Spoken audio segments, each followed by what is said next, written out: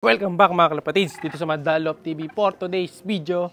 Siyempre, abangan ulit tayo ng mga warriors natin. At abangan natin today yung sinali natin na dalawa sa pan race. Saka siyempre, nakasali sila sa pan race 1 and 2. So, bali, tatlong pan race na tinilihan natin doon sa dalawa nating ibon na si Boy Kupad. Saka itong si Boy Kupad ba yun? Tama ba? Si Boy Kupad ba yun? Si iShow, ay di, sa kabila si iShow, yung pinahinga natin. Tama, si Boy Kupad. Saka yung ibon natin na si Hinata. So tingnan natin sino mauna doon sa dalawa na yon. And then syempre tatlong training sa taas. Yung pula, tapos si John Alden, saka yung Dark Check.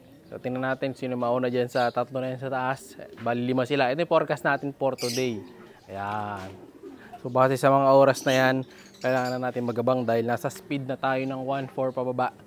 So basically mga 1-2 dumarating yung mga ibon natin mga kalapatids. Siyempre, gaya ng dati, ayan, tubig pa rin. No? So di pa nakakamove ng tubig dito sa atin. So kahapon din na tayo nakapag-vlog dahil nagmotor tayo kahapon. Pero hindi na natin pala, akala ko walang tubig. May tubig din pala doon mga kalapatids. So lumbusong kami kahapon para lang maisakay yung mga ibon natin. So tapos may training pala tayo doon sa kabilang club kasi hindi natuloy yung pan race doon. Wala pang dumating. Nandiyan na pareho pala mga kalapatids. Sabi ni Madla 2. Kaya nasana. Bali ang sinakay natin doon si Lemon saka yung isa sa taas mga kalapatids. Ito yung kuha ng CCTV nila yan.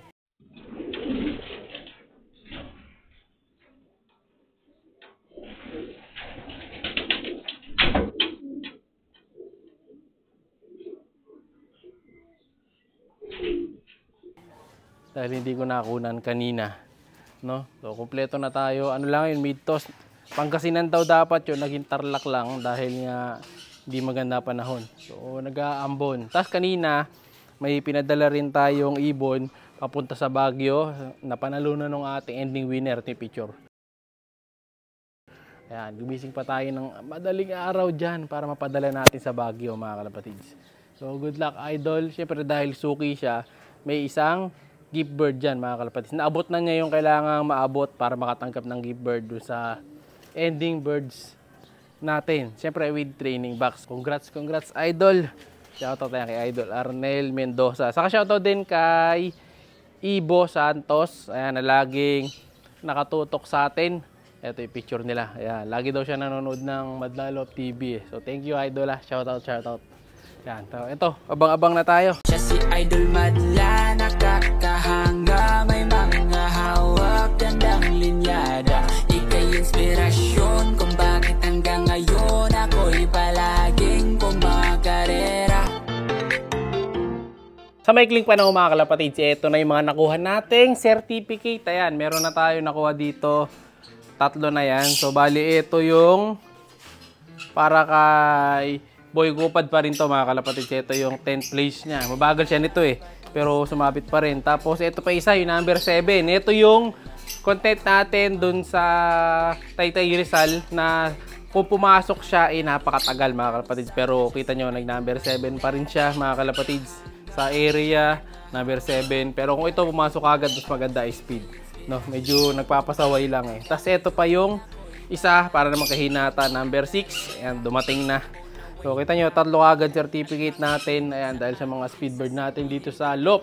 Siyempre maraming salamat sa mga ibon natin dahil hindi natin makukuha yan kung wala yung mga ibon natin mga kalapatids na signature birds na mga pooling speedbirds pan race mga kalapatids. Na tayo mga kalapatids, hindi nakita ni Madlato.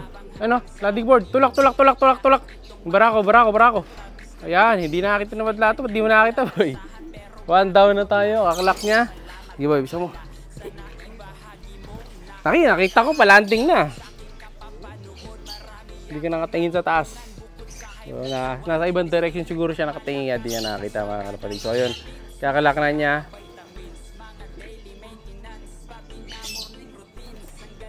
Pag ayaw di agad lumabas, pindutin mo ulit yung send. Kasi minsan hindi ko maagat mga kalapatids. So yun pa rin gamit natin. Yung luma na, hindi na yung isang app.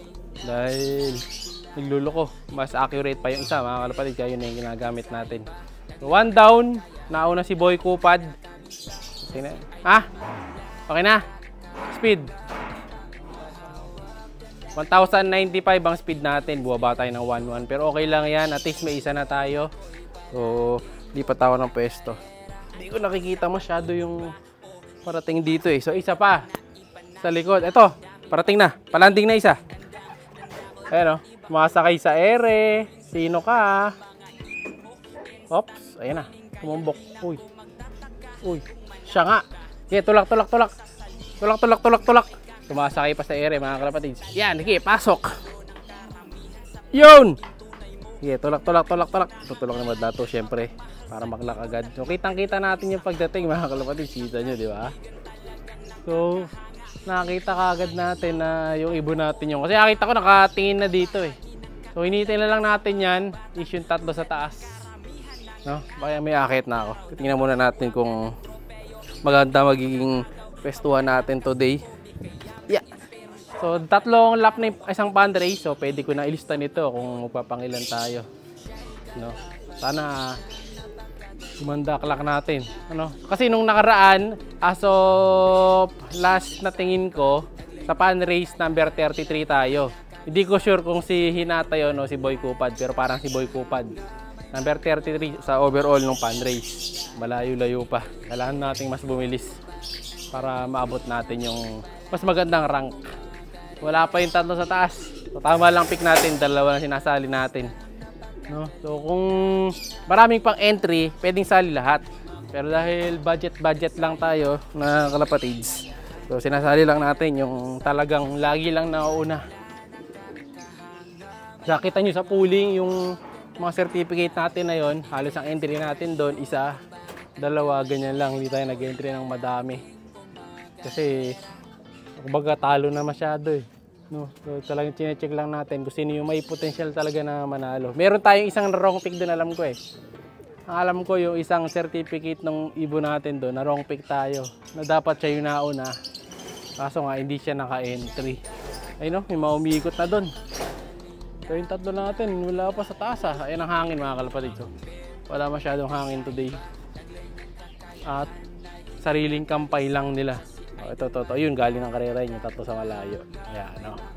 So, ronda. Sana kaya yung 3. Akit na ako. Ito na isa natin, mga kalapatids. May kasama pang dagi tayo. Off color din. Ayan, no. Ayun, no, kaya to. Baba ng lipad, no. Dagit yan. Kalawang. Tapos ito yung isa.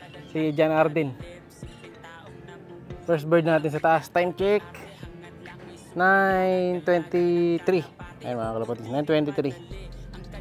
Ito na siya. Ay pang lumanding. Ayun, tagal pang umigot. Direkta yata. Hop. Hop. Ayun na. Si Jan Arden yan.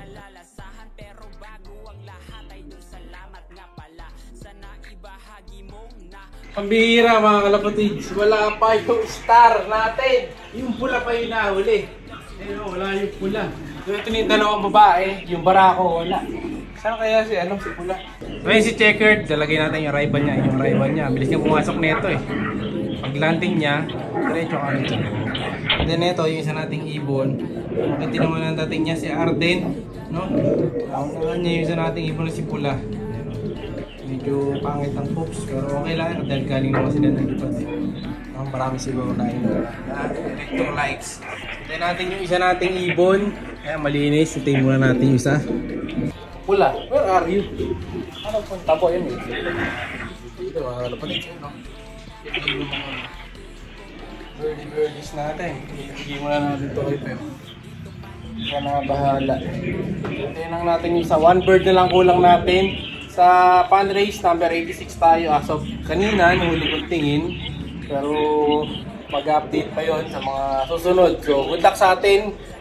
Good luck sa may mga pauwi pa dyan. Sana makauwi yung mga ibon nyo. No? So, syempre, meron pa rin tayong pag-bird sa darating na katapusan. 27 na ngayon.